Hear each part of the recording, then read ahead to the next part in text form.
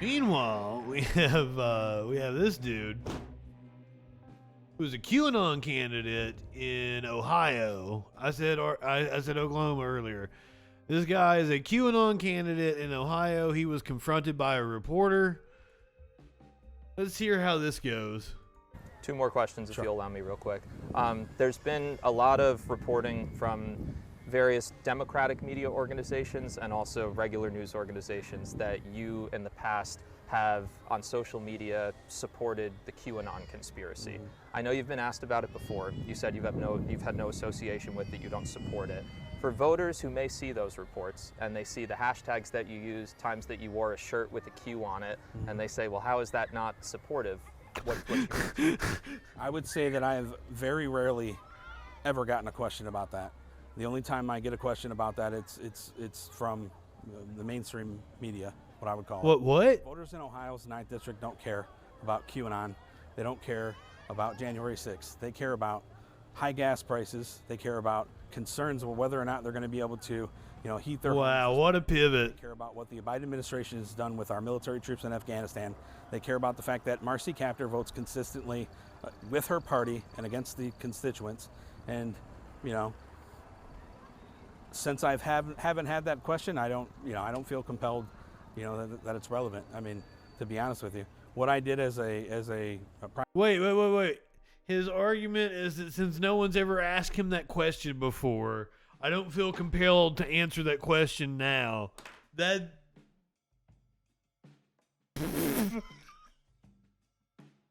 Majewski. It looks like his name is Majewski. Private citizen has absolutely no bearing. I've already given multiple answers on, the fact that I don't support QAnon. I've never been to their forum. I know there was a podcast I was on, which they picked the screen up, but I don't. There's a podcast he was on, probably about QAnon.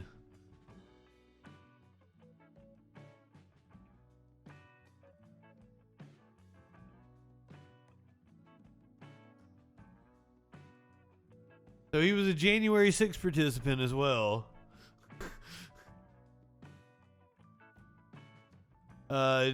Tweeted out this shit.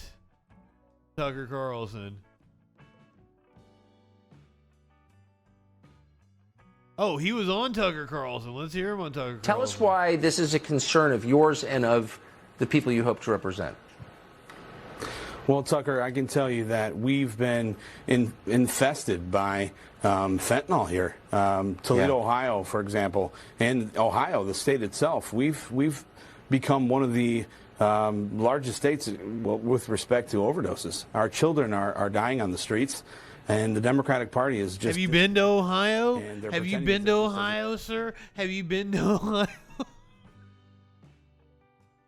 It'll make you want to kill you. That'll terms of service, won't it? I can't say that. Exist, and my opponent has been perpetuating these issues year over year and watching this happen. It's just terrible. So thank you for saying that. Bless you for saying that. That is the whole point. Americans are dying because of this. Bless you. More time. Really Bless quick, you. Who is your opponent? Just so people at home can look this up. Marcy Kaptur, 40-year Democratic incumbent. And Marcy Kaptur, she should be ashamed. She really should be. R.J. Majewski running from Ohio for the United States Congress. We are rooting. What should she be ashamed about? What should she be ashamed about? These people are funny. We have a lot of fun making fun of the right wingers around here. And here's the thing, okay? So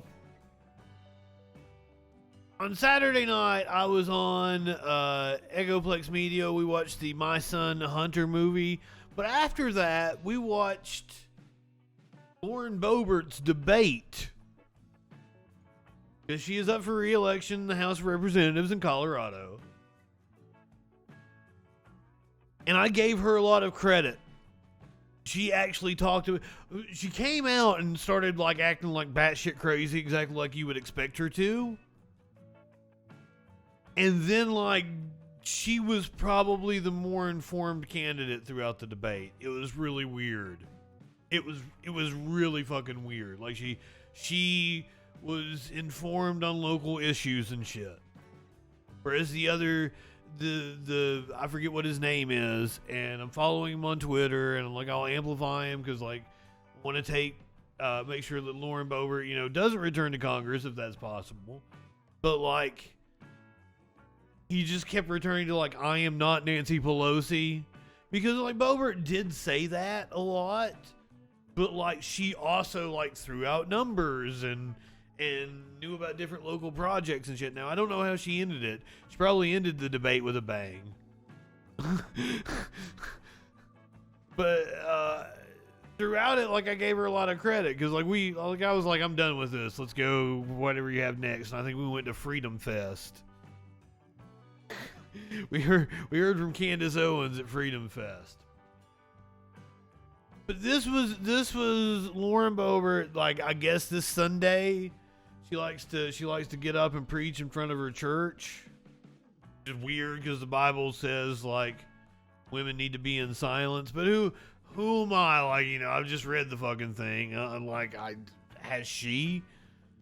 Because it really seems like she has come across this term for the first time ever in her life, which is weird if she's like actually preaching a sermon and she's reading it for the first time.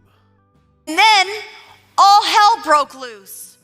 Rampant, evil, grabbing and grasping, vicious backstabbing. They made life hell on earth with their envy, wonton killing. I don't know what a wonton killing is. I'm gonna have to look that one up. But it sounds interesting.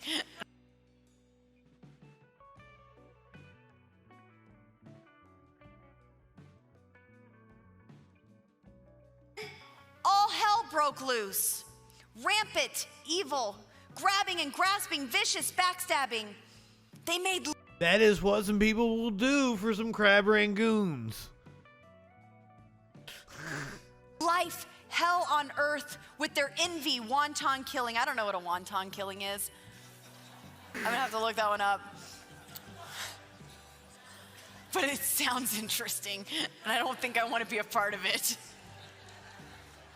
You don't like wontons? Fucking wontons are awesome, ma'am.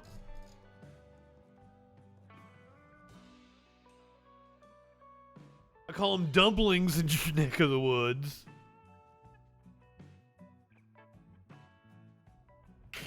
Oh.